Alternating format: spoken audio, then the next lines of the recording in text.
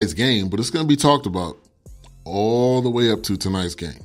I believe they play tonight, if I'm not mistaken. Let me go back to Monday night's games. Yes, they play tonight.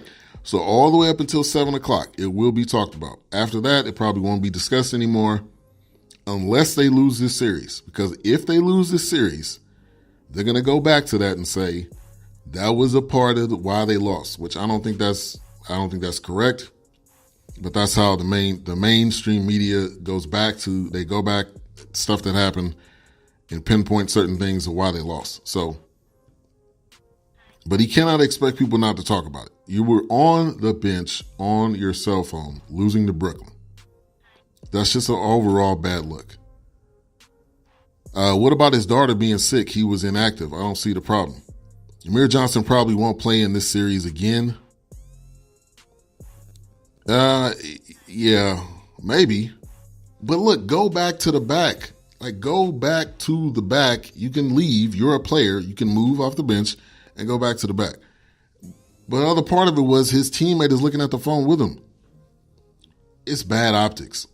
It is. You're on the bench. You're losing to Brooklyn. It's bad optics. So that's my opinion and thoughts on that. But you can't expect no one not to talk about it. Then in the world that we live in right now with social media and cameras at your disposal, somebody's going to take a photo of that and it's going to be brought up. So up until 7 o'clock, though, of tonight, it will not be talked about again because the new game's going to start, which I think they probably will win. Also, I want to give a congratulations to none other than Greg Popovich, who now becomes the NBA's all-time leader in total coaching wins with the win over the Nuggets. The Nuggets being the number 2 seed. And they lose to the Spurs. That again just continues to tell you. The ability of the Spurs. The coaching. And they don't have a horrible roster either.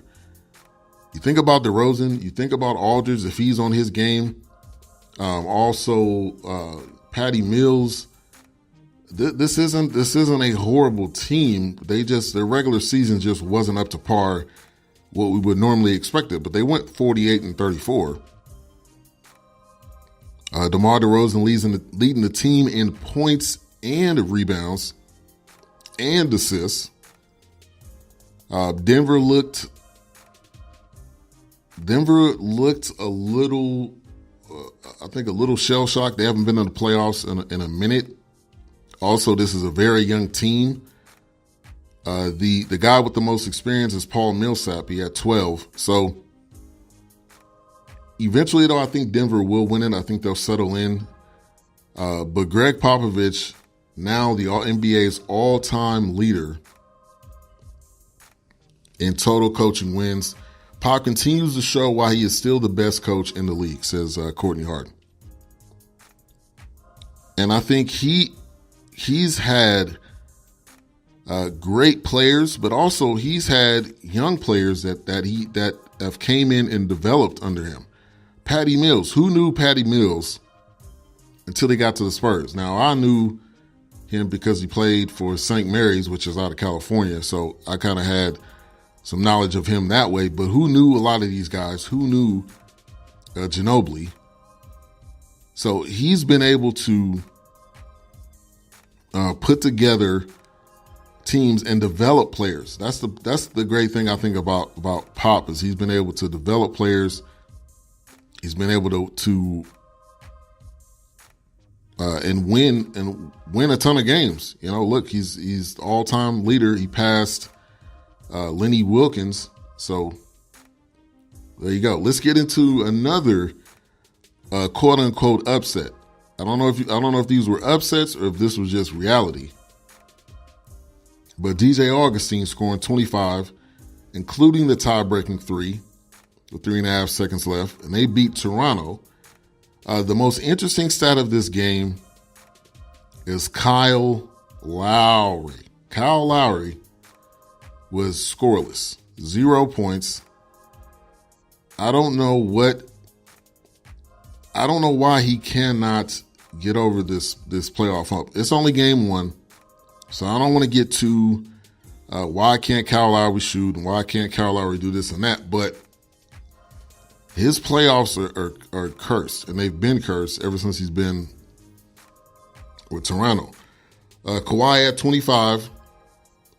DJ Augustine, if you remember DJ Augustine from the Texas Longhorn days, DJ Augustine has been, for this Orlando team, he's been huge for them. Also, Aaron Gordon, I believe he scored over 20. This is a young team. They do have some sprinkles of some veterans in there, but playoff basketball is different. It's only game one, but you cannot sleep on teams because they're going to be ready to go. They know that they're the underdog, so they're going to be ready to go, and they're going to be ready to try to smack you in the mouth that first game. Shout out to LaDonna, SP Network, Strictly Prohibited Network. Thank you for tuning in. Orlando beating Toronto in game one is an upset. Just can't trust Lowry. Yeah, you could put DeRozan in there, but DeRozan's not on the team anymore, so you can't lump him in that whole conversation or logic at this point. So that was definitely an upset, but again, as we get into future games, we will see if this was an upset or if this is reality.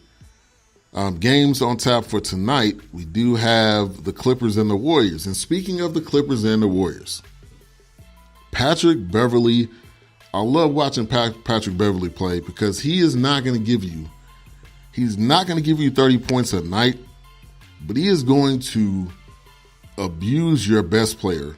He is going to figure out ways to get in your head and make you get off your game. He only scored 3 points, but he had 7 rebounds, 7 assists. He got Kevin Durant ejected, which he got 2 technicals. It's the first round. You got to think how many, I think it's 7 that you can have in the entire playoffs before you get suspended. But Patrick Beverley is that gritty guy. You can compare him probably to Lance Stevenson. Lance Stevenson, though, can score at some points and times. But if you've seen the scuffle that they had, I love the grittiness of Patrick Beverley. I love it. I respect it. And I think that each team needs that guy. Each team needs that guy that can be the gritty guy that doesn't care about points. He cares about wins. He cares about defending up the best player on the other team. And that's kind of the gist of what I think Patrick Beverley cares about. But here was a comment and a quote by Kevin Durant. He says, "I've been playing against Pat Bev since he was in Arkansas, so I kind of know what he brings. He's a Chicago kid, man, grew up and raised in Chicago area, so those dudes played with a different type of grit, so I can appreciate that about Pat." And I'm sure a lot of players can say that. They may not like him when they're on the court. They may probably want to fight him afterwards. But they respect that grittiness that he has because that brings a lot on the floor that you need, especially in the playoffs. But it was 121-104. Warriors end up winning. The Clippers, Doc Rivers was complaining about the refs. I mean, it's in Oakland, so you already know. You know there's going to be some favoritism because they're playing in Oakland. Now, I don't know how much favoritism, but if you look at the stat sheet, that's your problem right there. Your starting 5, Gallinari scores 15, Zubac scores 0, Patrick Beverley scores 3, Luke Shamet scores 3, and Shai Gilgeous-Alexander scores 18. You maybe need to look at having Montrezl Harrell starting because he had 26 points off the bench. Lou Will is going to give you 20 just walking into the gym. So maybe that's a part of your problem. Kevin Durant had 23. Steph had 38. Steph is now the all-time leader in playoff three-pointers made. I'm not really surprised there because he shoots all day, every day. That's what he does. He shoots all day, every day. He's going to find every opportunity to shoot a three. That's his like higher percentage shot right there is a three-pointer. Compared to other people's high percentage shot is probably a layup. His high percentage shot is a three-pointer. And he continues to find ways to hit threes and in games when you need it. So Steph Curry continuing to do his thing. So Portland takes game 1 against OKC. I was not expecting that. I have not put a lot of confidence in Portland, even though they're the third seed, and maybe that's my error. But they get the first win against OKC, 104-99.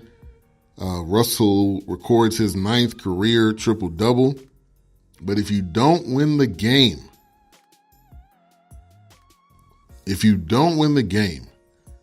a triple-double means nothing. And it's the playoffs, so you need to win as many games as possible. Like, winning is the name of the game in the playoffs, especially on your home court. Away games are going to be tougher. They let one go. Dame had 30. Continues to. I respect Dame so much, but you have to think behind in the back of his mind. Does he truly think that his current team as it is can win a championship? Because that to me sounds delusional, but he is loyal. He is loyal to his squad. He's loyal to the city. So much respect to Dame as he continues to do what he does. So let's talk about the games from yesterday. One in particular, the Bucks with a huge win over the Pistons. Now, the Pistons did not have Blake Griffin, and reportedly he may be out for the entire series, which is not good for them at all. That's really not good for them. Because if you get blown out without him and you're not expected to have him the whole series, this is looking like a blowout series where they're going to get swept. That's what it looks like. Giannis had 24 and 17. Giannis dunking from the free throw line.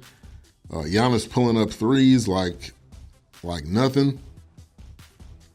I've been on record saying that James Harden is my MVP. I'm still going to stick with that, but I got to say, some people will probably go with Giannis. Because without him on that team, he is the most valuable player. And without him on this team, I don't know how far that they would go.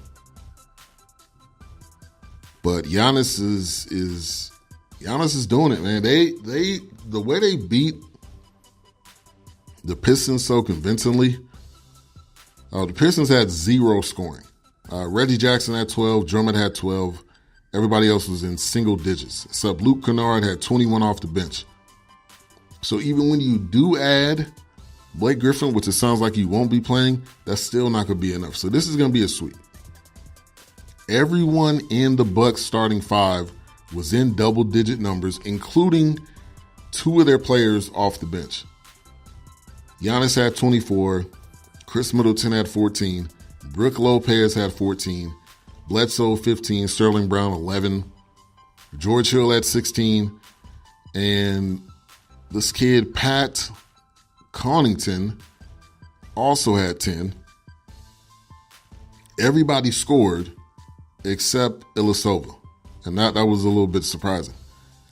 And the Bucks giving Brook Lopez the green light. What's the deal with that? Since when?